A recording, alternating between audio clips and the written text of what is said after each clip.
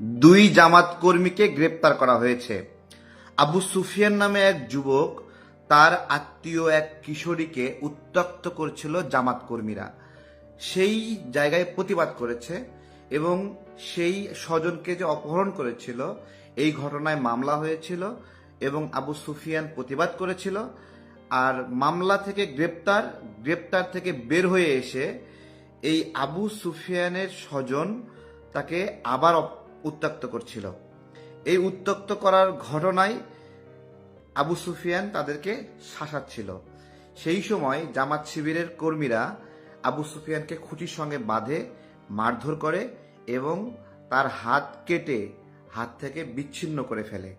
জামাত শিবিরের পুরনো রূপ ফিরে এসেছে। অনেকে বলছেন না ভালো হয়ে গেছে, বলছে না যে ভালো হয়ে গেছি, আর অপরাধ করব না, ক্ষমা করে দেন, একবার ক্ষমতায় দেন। এইটাই এইটাই দেখা গেল চাঁপাইনবাবগঞ্জের ঘটনা বলছিলাম একটু আগে। আরেকটি ঘটনা, বিএনপি তো পচে গেছে। যুগপতানরা আন্দোলনে একসাথে আন্দোলন করেছি, আন্দোলন করা অবস্থায় বিএনপি ভালো ছিল, দেশের জন্য কাজ করছিল, এরপর বিএনপি পচে গেছে। কিন্তু বাস্তবতা হলো হাদি ভাই মারা গেছে, সেখানে কবর জিয়ারত করতে গেছে ভারপ্রাপ্ত চেয়ারম্যান জনাব তারেক রহমান। সেইখানে আমরা সোশ্যাল মিডিয়ায় দেখছিলাম এটাকে নিয়ে নোংরা নোংরা কথা বলছে জামাত শিবিরেরা। আমরা বুঝতেছিলাম না যে বিএনপির ভারপ্রাপ্ত চেয়ারম্যান হাদিকে দেখতে গেছেন, জামাত শিবিরের কর্মীরা কেন নোংরা কথা বলছে। এবং অনেকের কমেন্ট ছিল এরকম যে গোড়া কেটে আগায় পানি দেওয়া, মানে ভারপ্রাপ্ত চেয়ারম্যান তারেক রহমান কিভাবে গোড়া কেটে আগায় পানি দিলেন এইটা আমার মাথায় ধরছিল না। তো দেখছিলাম, তো বাস্তবেও সেম একই ঘটনা ঘটলো যে ওইখানে কবর জিয়ারত করা অবস্থায় একই অবস্থা, জামাত শিবিরের কর্মীরা তাকে নিয়ে উত্ত্যক্ত করলো এবং নোংরা নোংরা কথা বললো। একজনকে পুলিশ গ্রেপ্তারও করলো হাতে নাতে। কিন্তু ভারপ্রাপ্ত চেয়ারম্যান তারেক রহমান সেই ছেলেকে ছেড়ে দেওয়ার জন্য কথা বললেন এবং সেই পরিস্থিতিতে বিএনপি থেকে তাকে গ্রেপ্তারের প্রতিবাদ জানানো হলো। এই হলো বিএনপির পচে যাওয়া, যে তারেক রহমানকে নিয়ে কটূক্তি করার বিষয়েও তারা নিজেরাই বলতেছে, প্রতিবাদ করতেছে তাকে ছেড়ে দেওয়ার জন্য। তো যাই হোক, একটা হলো রক কাটার পুরনো অভ্যাস আমরা দেখলাম, আর একটা দেখলাম ভিন্ন একটা রূপ। এইবার আসেন নতুন ধারা নিয়ে কথা বলি। 2018 সালে কোটা সংস্কার আন্দোলনের পর থেকে নতুন ধারা এরকম শব্দটা আমরা অনেক অনেক শুনতে পারলাম। তার আগেও বিকল্প ধারার মাহিবি চৌধুরী, সে নতুন ধারা এই ধরনের তত্ত্ব নিয়ে খুব কথা বলেছিল। তারপরে তো নিজেই তো ফ্যাসিবাদের মধ্যে মাথা ডুবাই দিয়ে সব হজবরল করে ফেললো, এখন তো গায়েব অবস্থায় আছে, পলাতক অবস্থায় আছে। নতুন ধারা কি, যখনই কোনো একটা আন্দোলন হয়, আন্দোলনের সেই নেতারা নিজেদের রাজনৈতিক কেরিয়ার গড়ানোর জন্য এক খুবই প্রচলিত একটা শব্দ যে নতুন ধারা, নতুন রাজনীতি, পুরনো খোলস থেকে বের হয়ে নতুন রাজনীতি, এটা একটা কমন মার্কেটিং। 18 সালে আন্দোলনের সময় একই ঘটনা শুনেছি, নিরাপদ সড়ক আন্দোলনের সময় একই ঘটনা শুনেছি, এবং 24 আন্দোলনের পরে ওই সেম একই।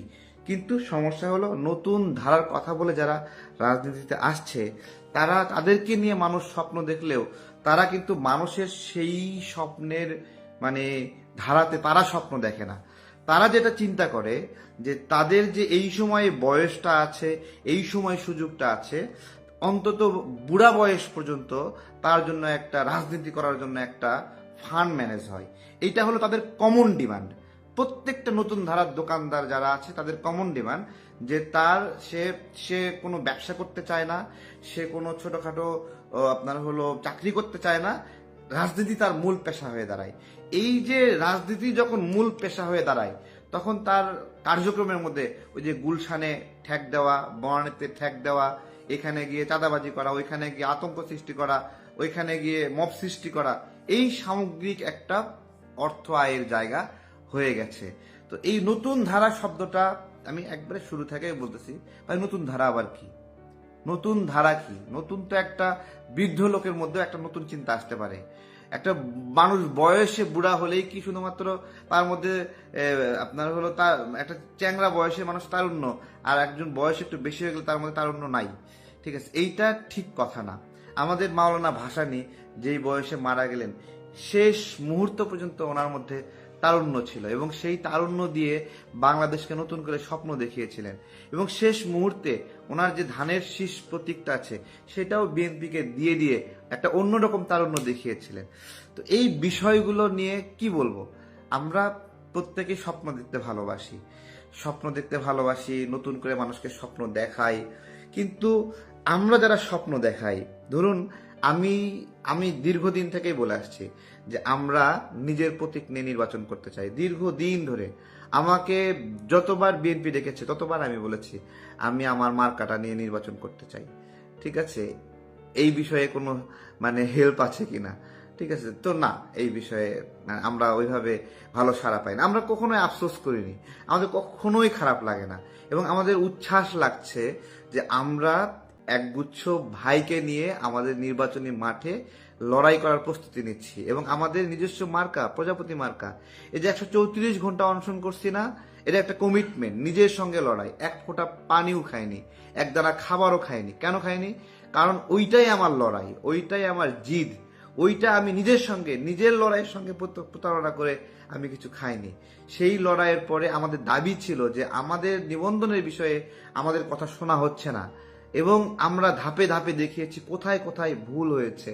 সেই ভুলগুলো যখন তারা বুঝতে পেরেছে তখন বলেছে আপনারা আপিল করেন। আমরা আপিল করাছি এবং আপিলের প্রেক্ষিতে আমাদেরকে নিবন্ধন দেয়নি, নতুন করে আবার তদন্তের ঘোষণা দিয়েছে। 108টা উপজেলার পরিবর্তে 115টা উপজেলা আমরা তথ্য সাবমিট করেছি। পরে সেই সবগুলো উপজেলায় হয়ে 111টিতে সঠিক, 101টিতে সঠিক পেয়েছে এবং বাকি 60টিতে তারা যায়নি। ঠিক আছে, তো এইরকম একটা কঠিন পরীক্ষার মধ্যে নিবন্ধিত হয়েছে। আজকে সেই প্রতীক নিয়ে নির্বাচন করব না? আমি একটা কথা বলি, যারা নতুন ধারা নিয়ে কথা বলছে তাদের ক্ষেত্রে, আপনি দীর্ঘদিন রাজনীতি করছেন, খুব ভালো কথা, রাজনীতি করছেন খুব ভালো কথা। আপনার হাজার হাজার নেতাকর্মী আছে অথবা শত শত নেতাকর্মী আছে। এই শত শত নেতাকর্মী, হাজার নেতাকর্মী, এই সব কিছু মিলিয়ে কি চান? আপনি তাদেরকে স্বপ্ন দেখেছেন নতুন ধারা। কিসের নতুন ধারা? দুর্নীতির বিরুদ্ধে, অপশাসনের বিরুদ্ধে, চাঁদাবাজির বিরুদ্ধে, লুটপাটের বিরুদ্ধে। আমার প্রশ্ন, আপনার যে ছেঁড়া জামা ছিল সেখান থেকে যে চকচকে হয়ে গেল, এইটা কোন ধারা? জবাব দিতে পারবেন? আপনি যে নতুন ধারার কথা বলে হাজার হাজার ছেলেকে রাস্তায় নামিয়েছেন, তারপর নিজে যখন অন্য দলে জয়েন করেন তখন সেই নতুন ধারা কই থাকে? সেই ছেলে পেলেগুলোর মুখে চুনকালি দিয়ে চলে যান। এইটাই বলতেছি। এবং সবচেয়ে গুরুত্বপূর্ণ বিষয় হয়েছে, আমি কখনোই জোট পছন্দ করি না। কয়েকটি কারণে আমি জোট পছন্দ করি না। আমি বারবার বলেছি জোট কেন পছন্দ করি না। দেখেন, একটা লোকের নির্বাচিত হওয়ার ফিটনেস নাই, সে ফিটনেস ছাড়া অন্য একটা বড় দলের গিয়ে সঙ্গী হচ্ছে এবং সে ফিটনেস না হলেও এমপি হয়ে যাচ্ছে। এই যে জনগণের কাছে তার দাম নাই, বাট বড় একটা দলের মাধ্যমে গিয়ে সে দাম নিয়ে সে সেখানে এমপি হচ্ছে, তার মানে কি ওই এলাকায় কেউ একজন ছিল, সে সত্যিকারের জনপ্রতিনিধি হওয়ার যোগ্যতা সম্পন্ন ছিল, কিন্তু বড় দল স্যাক্রিফাইস করে ওই এলাকার মানুষকে বঞ্চিত করছে, ওইখানের যোগ্য প্রার্থীকে নির্বাচন করার সুযোগ দিচ্ছে না, তাদের মনের ভাব প্রকাশের সুযোগ দিচ্ছে না, জোর করে খাওয়াই দিচ্ছে কোনো একটা কৃত্রিম প্রার্থীকে। এইটাই তো গণতন্ত্রের পরিপূরক একটা অবস্থা। তো যাই হোক, অনেক অনেক জোট সমীকরণ হচ্ছে, আমজনতার দল এইসব কোনো জোট সমীকরণে নাই। খুব ঠান্ডা মাথায় আমরা নির্বাচনে অংশগ্রহণ করছি। ভালো থাকবেন সবাই, ঠিক আছে? আর হলো, আবারও বলতেছি এনসিপির ভাইদেরকে বলবো, জুলাই গণ অভ্যুত্থানে আপনাদের অনেক ত্যাগ অবদান আছে, ঠিক আছে? একটা কথা শুধু মনে রাখবেন ভাই, আপনারা বলছিলেন ইতিহাসের দায় আছে, এরকম কারোর সাথে জোট করবেন না। ইতিহাসের দায় আছে, এই বিষয়টা জামাতকে মিন করে বলছেন। জামাতের সঙ্গে যাচ্ছে, তারা যাবে, ঠিক আছে? এখন বিএনপি আসলে নির্বাচন করার জন্য কাউকে টাকা দেয় না। যত প্রার্থী আছে বিভিন্ন জোট টোট, এক পয়সা কেউ পাবে না। এইটাই হলো ওদের একটা গার্ডস, যে টাকা দিয়া কৃত্রিম ভাবে একটা দাম বাড়াইবে, বড় করবে, এইটা ওরা করে না। যেটা এনসিপি যদি ভাবে বিএনপি তাদেরকে টাকা দেবে, আস্তাগফিরুল্লাহ, এই স্বপ্ন জীবনে পূরণ হবে না। এই স্বপ্ন কেবল জামাতি পূরণ করার সক্ষমতা রাখে। যাই হোক, তাদের ফাঁস করে দিয়েছে 1.5 কোটি টাকা করে, 30 আসনে 45 কোটি টাকায় বিক্রি হলো এনসিপি নামের খাসি। এই তো এটাই আর কি, এটাই হলো নতুন ধারা। এভাবে বিক্রি হতে হবে, এভাবেই যুদ্ধ অপরাধী, রাজাকার বাংলাদেশের বিরুদ্ধে যারা অবস্থান নিয়েছিল, সার্বভৌমত্বের বিরুদ্ধে, স্বাধীনতার বিরুদ্ধে, আধিপত্যবাদের পক্ষে যারা অবস্থান নিয়েছিল, আধিপত্যবাদ না, পাকিস্তান এবং বাংলাদেশ সেই সময়ের প্রেক্ষিতে পাকিস্তান ছিল আধিপত্যবাদী শক্তি, আগ্রাসনের শক্তি, সার্বভৌমত্বের বিরুদ্ধে শক্তি। সেই সার্বভৌমত্বের বিরুদ্ধে যারা অবস্থান নিয়েছিল, যারা বাংলাদেশ চায়নি, তাদের সাথে 24-এর গণ অভ্যুত্থানের একটা স্টেক হোল্ডারদের ছোট্ট একটা অংশ সেখানে যাচ্ছে। সেখানেও অনেক প্রতিবাদ আছে, যারা প্রতিবাদ করছে তারাই সত্যিকারের বাংলাদেশপন্থী। ঠিক আছে, যাই হোক, তারা বিজয়ী হোক। আর যারা রাজাকারদের সঙ্গে যাবে তাদেরকে আমরা বিজয় চাইবো না। ধন্যবাদ জানাই এনসিপির সে সকল সহযোদ্ধাদের যারা জামাত শিবিরের ফাঁদে পড়েন না এবং প্রতিবাদ জানাচ্ছেন, এবং এইটা একটা ইতিহাস হয়ে থাকলো। আমি যারা আপুকে নিয়ে কখনোই কোনো পচা কথা বলিনি। অনেকে ট্রোল করেছে, অনেকে, এমনকি এনসিপির কোনো নারী নেত্রী বিষয়ে কোনো নোংরা কথা কখনোই বলি না, আমি বলতে চাই না। এবং আলটিমেটলি এনসিপির নারীদেরকে নিয়ে অনেক নোংরা কথা বলেছে সেই এনসিপির নারীরাই এখন কিন্তু সেই সাহসিকতা দেখাচ্ছে জামাতের সঙ্গে জোট করা বিষয়ে, যে তারা চায় না এই জোট করবে। যাই হোক, ধন্যবাদ যারা আপুকে এই ফাঁদ থেকে বের হওয়ার জন্য। বেসিক্যালি আপনি তো ক্যাম্পেইন করেছেন আমাদের মতোই, মানুষের সহযোগিতা চেয়েছেন, এটা খুবই ভালো। মানুষের কাছে জোর করে টাকা নেওয়ার চেয়ে, হুমকি দিয়ে টাকা নেওয়ার চেয়ে, পিস্তল ধরিয়ে টাকা নেওয়ার চেয়ে, মব সৃষ্টি করে টাকা নেওয়ার চেয়ে ফেসবুকে ভিক্ষা চাওয়া হাজার গুণে ভালো। এইটাই যারা আপু করেছেন, কোনো অসম্মানের কিছু নাই। যার ভালো লাগবে না স্কিপ করবে, সোজা কথা। আমি ওনার ভালো প্রত্যাশা করছি, ঠিক আছে, এবং সঠিক সিদ্ধান্ত নিয়েছেন। এবং যাও এনসিপির সঙ্গে, উনি কেন এনসিপি চাঁদাবাজদের দায় নেবে? উনি কেন এখানে প্রতারকদের দায় নেবে? উনি কেন এখানের মবরাজদের দায় নেবে? মবরাজ না তারা? হান্নান মাসুদ মব সৃষ্টিকারী 2 সমন্বয়ককে উদ্ধার করছে না, চাঁদাবাজি করতে গিয়েছিল, এবং তারা পরবর্তীতে আবার গ্রেপ্তার হয়েছে। তার মানে দেখেন, এরা হলো পরস্পরের সাথে একবারে এইভাবে লক করা। একজন পাইলে আরেকজন পায়, একজন চাঁদাবাজি করলে আরেকজন উদ্ধার করে, একজন গ্রেপ্তার হলে আরেকজন উদ্ধার করে, এগুলো চলছে। সর্বশেষ কয়েকটি ঘটনা বলতেছি, এই ঘটনাগুলো খুব রিমার্কিং, এবং সামনে কি কি হবে আমি সেটা বলতেছি। আজকে ইনকলাব মঞ্চের ভাইরা সেখানে প্রোগ্রাম করছে। প্রথমত আমি মনে করি সবার এই প্রোগ্রামে যাওয়া উচিত এবং এই বিচার দাবি করা উচিত, বিচার নিশ্চিত করা উচিত। এবং আমি মনে করি যে যা যা হয়েছে সব প্রকাশ করে দিক না স্বরাষ্ট্র উপদেষ্টা, স্বরাষ্ট্র মন্ত্রণালয় সব প্রকাশ করে দেখ। দরকার আছে মানুষকে অন্ধকারের মধ্যে রাখা, কেউ কি চায় অন্ধকারের মধ্যে রাখতে? প্রকাশ করে দেখ, কোথা থেকে কে ইন্ধন দিছে বের করে দেখ না। এবং আমি খুব সুস্পষ্টভাবে বলছি, এখানে একটা রূপরেখা আছে এই ঘটনার, যেটা নিউজগুলো থেকে আপনারা জানছেন যে 6 মাস লাগছে এই ঘটনায়, তাই না?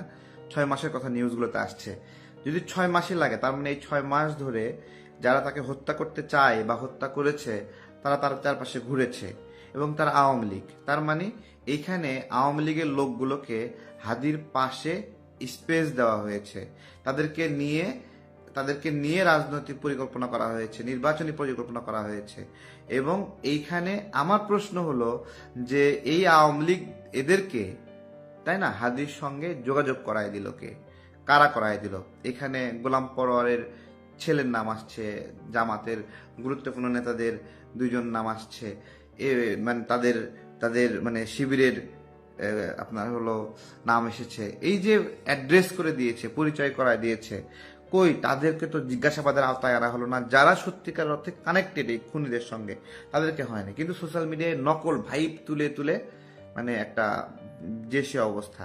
আমি স্পষ্টভাবে হাদি হত্যার সঙ্গে যা যা ঘটেছে পুরাটার ব্লু প্রিন্ট দেখতে চাই, এবং বাংলাদেশের মানুষও দেখতে চাই। এই যে এক একজনকে সোশ্যাল মিডিয়ায় একটা পারসেপশন ডেভেলপ করে ব্লেমিং করা, এই ব্লেমিং এর ফলে ওই মানুষগুলোর উপরে মব সৃষ্টি করে কেউ হত্যার চেষ্টা করত। অনেককে এই ধরনের করা হয়েছে। এই মবের শিকার হয়েছে মির্জা আব্বাস সাহেব, এই মবের শিকার হয়েছে যে অযথা, যে সালাউদ্দিন ভাই জানাজা নামাতে গেছে, সেখানে গিয়ে তাকে ভুয়া ভুয়া কথা বলা হচ্ছে, তাকে গালিগালাজ করা হচ্ছে, আসিফ নজরুল স্যারকে গালিগালাজ করা হচ্ছে। এবং আমি তো চারদিক থেকে জামাত শিবির আমার ঘিরে ফেলাইছিল হাদি ভাই জানাজা নামাজের সময়, আমি মাস্ক ছাড়াই সেখানে গেছি, আমাকে তো ধরে ফেলাইছে এরকম করে, এরকম ঠিক আছে। তো আমার ভাল লাগছে যে জামাত শিবিরের চেয়ে সাধারণ মানুষ ওখানে বেশি ছিল এবং তারা শক্তিশালী, তারা আমাকে সেখানে রিস্কিউ করে। এটা একটা মনে থাকলো আর কি, যে ওরা আসলে কি এজেন্ডা নিয়ে নিজের রায় সেখানে মানে আষ্টে পৃষ্ঠে জড়ায় গেছে। তাদের বিরুদ্ধে স্পষ্ট করে হাদির ভাই বক্তব্য দিয়েছে যে আপনারাই হাদিকে হত্যা করিয়েছেন এবং আপনারাই নির্বাচন বানচালের চেষ্টা করছেন। তো এই হলো সামগ্রিক বিষয়। এই সময়ে এখন যেই মানে ফুরফুরে বাতাস বইছে, এই ফুরফুরে বাতাসের স্পষ্ট কয়েকটা নোট। এক নাম্বার হলো এই যে যারা বিভিন্ন গুটি পাকছে। প্রথমত একটা জিজ্ঞাসা বলি, আচ্ছা এনসিপি কি দাড়িপাল্লা মার্কা নিয়ে ভোট করবে? মানে যদি বাক্স একটাই বাক্স হয়, তাহলে তারা শাপলা কলি নিয়ে নির্বাচন করবে নাকি দাড়িপাল্লা নিয়ে? আবার জামাত, তারা কি দাড়িপাল্লা নিয়ে নির্বাচন করা বেশি ভালো মনে করবে নাকি শাপলা কলি নিয়ে নির্বাচন করা বেশি ভালো মনে করবে? এটা হলো আমার জিজ্ঞাসা। আরো অন্যান্য দল আছে, সেগুলো মিলেও এরকম, নাকি এই 13 দলে যারা যারা আছে সবাই নিজ নিজ দল বিলুপ্ত কইরা জামাতের সদস্য পদ গ্রহণ করে, এনসিপি বিলুপ্ত কইরা, শাপলাকুলি বিলুপ্ত কইরা জামাতের সদস্য পদ গ্রহণ করে দাঁড়িপাল্লা মার্কা নির্বাচন করবে? যদি তাই বলি, তাহলে বলি দাঁড়িপাল্লার দিন তো আর নাই। দাঁড়িপাল্লা মাপে ভুল হয়, ভেজাল হয়, ফেরকা আছে, অনেক বিষয়, এটা আর চলে না। এটা যদি বাজারে ব্যবহার করতে যান, একটা বিজ্ঞাপন দেখছিলাম আমরা গণধোলাই দেওয়ার, তো পাবলিক তো খেপে যাবে। তার চেয়ে জামাতকে বলি, আপনারা মূলত আপনাদের যেহেতু ঐতিহাসিক দায় আছে, দলটা বিলুপ্ত কইরা আপনারা এনসিপিতে যোগ দেন, গিয়ে শাপলা কলি নিয়ে নির্বাচন করেন। তখন স্লোগান দেবেন যে শোনা যাচ্ছে মানে অলি গলি জিতবে এবার শাপলা কলি। ঠিক আছে।